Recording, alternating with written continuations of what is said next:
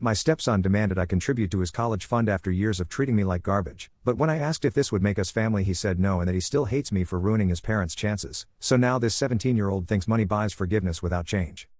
Posted by u/fun_elephant_6393.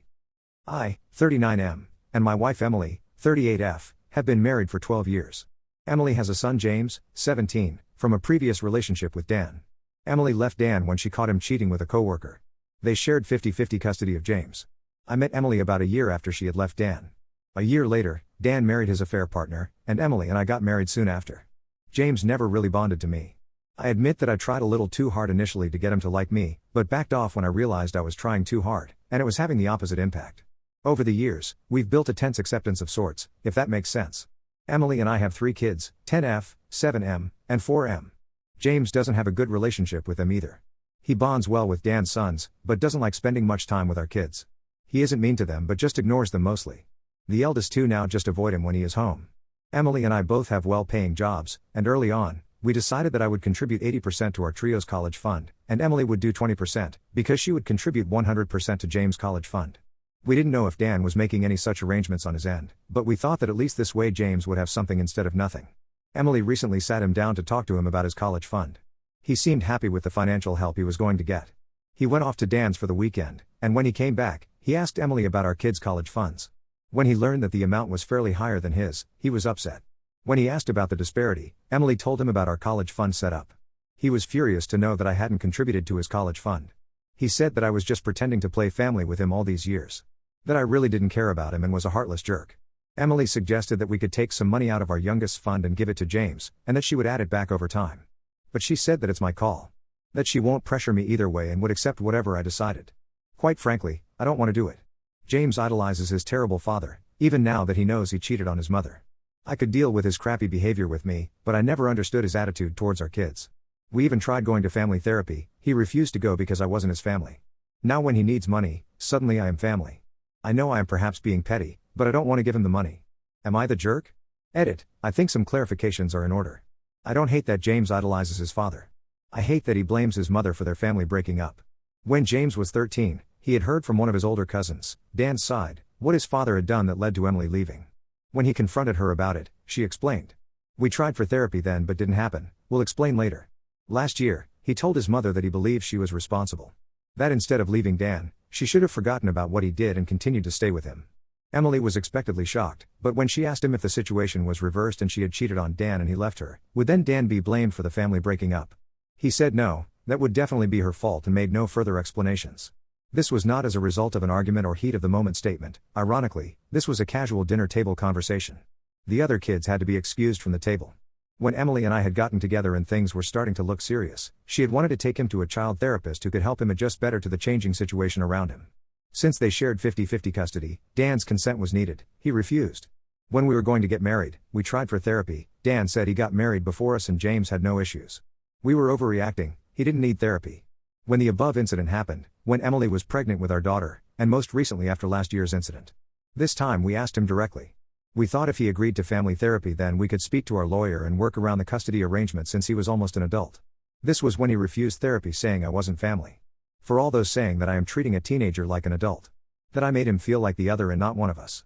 We tried.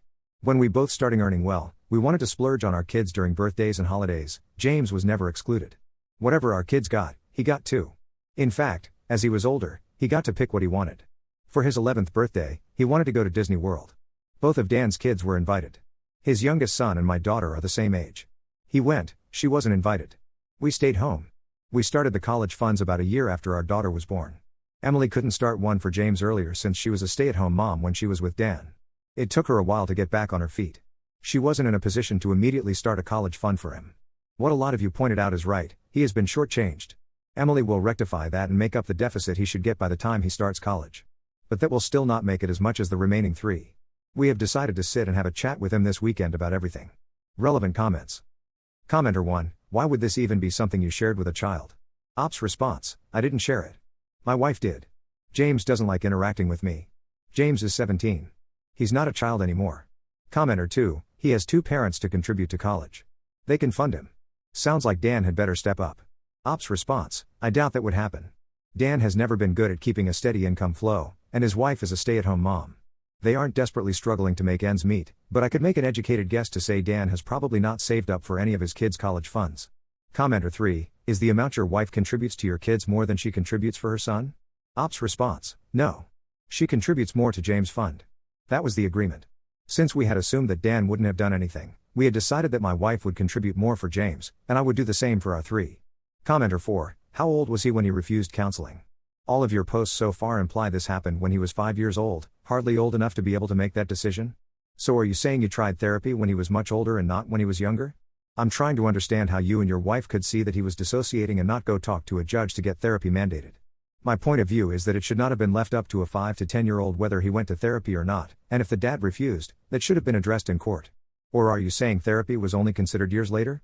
Because why would you think I meant custody now when I thought you were trying that when he was young? I'm sorry, I'm confused. I know you feel defensive, but you're the adult. As is your wife. You both did not do everything you could have here. Again, I don't think you're the jerk about the money, but it does sound like the ball was dropped to get him into therapy and keep him there and to build a real relationship with him. Definitely not all on you, but collectively the adults in his life failed him. I hope he recognizes all you've tried to do for him, and I hope you figure out how to let go of the resentment you're carrying. I'm sure James can and has picked up on it his whole life. Poor kid, he got screwed here. It's no picnic for you either, but you did choose to be a stepdad. Op's response, when Emily and I started getting serious, she had wanted to take James to a child therapist who could help him adjust better to the changing situation around him. Since Emily and Dan, bio dad, shared 50-50 custody, if one parent refused then we couldn't proceed. Unsurprisingly, Dan refused. Not James. James was a toddler, not old enough to give consent. When we were about to get married, we tried for therapy again. Dan, who had gotten married to his affair partner a couple of months ago, refused again, saying James was fine with his marriage, there was no reason for him to not be fine with ours. He further insinuated that going to a therapist would make James feel like something was wrong with him when he was perfectly fine, and we were overreacting.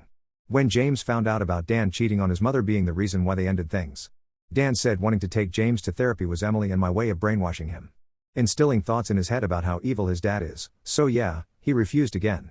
When Emily was pregnant with our daughter, therapy was requested. Therapy was denied. Reason, Dan said James was fine with his son, so therapy not needed. We did speak to our lawyer to ask if we could still approach the court to say Dan keeps refusing therapy that is most certainly hampering our relationship. Our lawyer said technically Dan was right. James wasn't showing the same level of detachment with his family that he was with ours. It could have tilted the custody arrangement in Dan's favor. When he accused Emily of being the reason their family broke up, we offered therapy as an option again. Since James was 17 by now, we asked him, hoping if he agreed we could circumnavigate the need for Dan's consent since James was nearly an adult. James refused, saying I wasn't his family, so family therapy wasn't necessary. I haven't resented James since the day I met him. I don't exactly resent him now either. I am just tired of the whole situation. Update, 3 days later. It's been an eye-opening weekend. Thanks to everyone who weighed in, even the aggressive ones. I knew what I was signing up for posting on Reddit. Before the update, a couple clarifications because gaps in info turned into wild assumptions. When I said I came on a little too strong with James when we met, some of you pictured me grabbing a toddler by the neck and hissing "Call me daddy." No.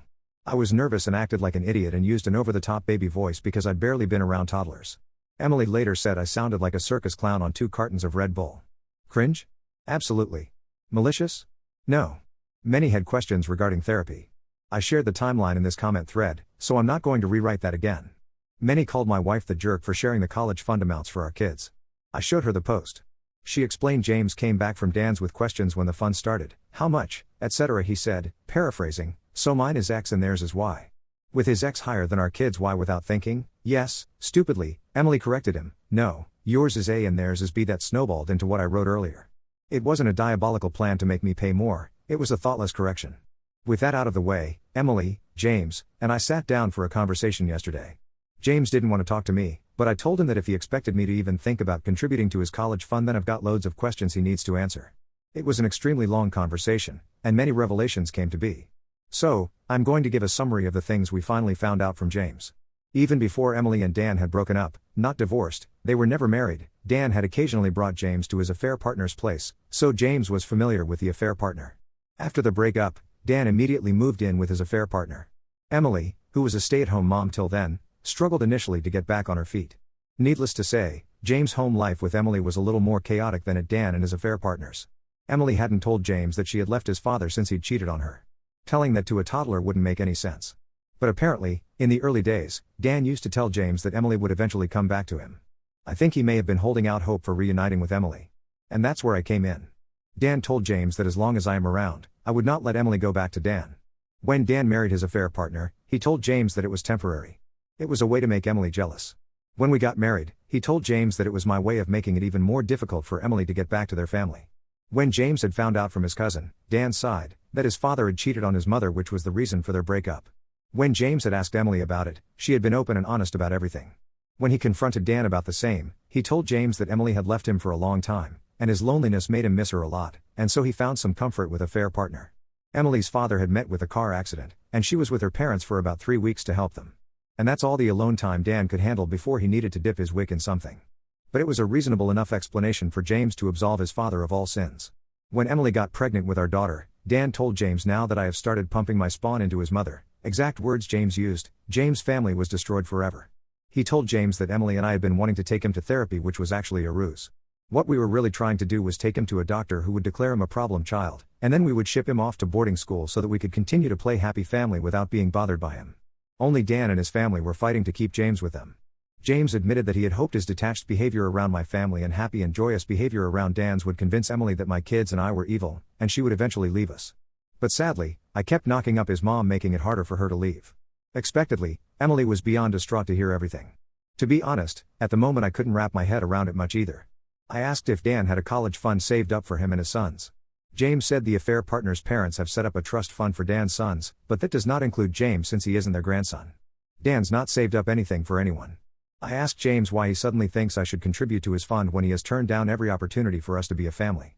He said he was actually okay with the amount that Emily initially told him about, but Dan made him realize that we were undercutting him, so he came back to demand more. I asked if I pay the money, will that then make us family? Even if he can't accept me as a step-parent, can we be friends? Can he be a little more friendly with my kids when he is around? He straight up said no. He said that after all these years he knows me or my kids are not the evil beings his father made us seem. But he still feels I am the reason his parents could never get back together again, and for that he will always hate me. And since my kids are my kids, he's never going to like them either. And since now he knows that Emily isn't going to leave her family, he said his plan was once he was off to college he would cut off contact with all of us. He does plan to eventually get back in touch with his mother when he feels he is ready to forgive her for breaking up his family, but he can't do that right now. Emily and I have had a long and honest discussion. I have decided that I will not be making any contributions to James' college fund. Emily will continue the contribution that she was already making and hand it over to him once he turns 18. We will no longer be pursuing family therapy with James. We will not try to change James' mind about going no contact with us after he goes off to college. We've done all that we could do, we're going to stop now. If James is happy with Dan's family, then we're happy for him. It's going to be hard for Emily, but even she has accepted that after James' recent revelations, she's having a hard time reconciling her little boy with this cynical teenager. We have both taken individual and couples therapy before. Mainly due to the stress and anxiety James' behavior used to put on us as a family. We are looking into starting again. Hopefully, we'll be able to overcome this in time. Relevant comment. Commenter, yikes, didn't think you weren't the jerk even before the update, but this makes me sad. Wish you had asked him this question years ago. I'm surprised y'all didn't think of that. The one sentence where you said that James was fine with the money until he got home from his father's and started asking questions, I knew his father was whispering in his ears. Op's response, we always knew Dan was up to no good. Whenever we had tried to have conversations like this before, either he would throw a tantrum and not communicate, or he would just sit there like a stone and not say a word, and as said before, therapy was repeatedly denied. He only entertained this conversation because of the money he is going to get from his mother and tolerated my presence because of the possibility of me contributing to his fund.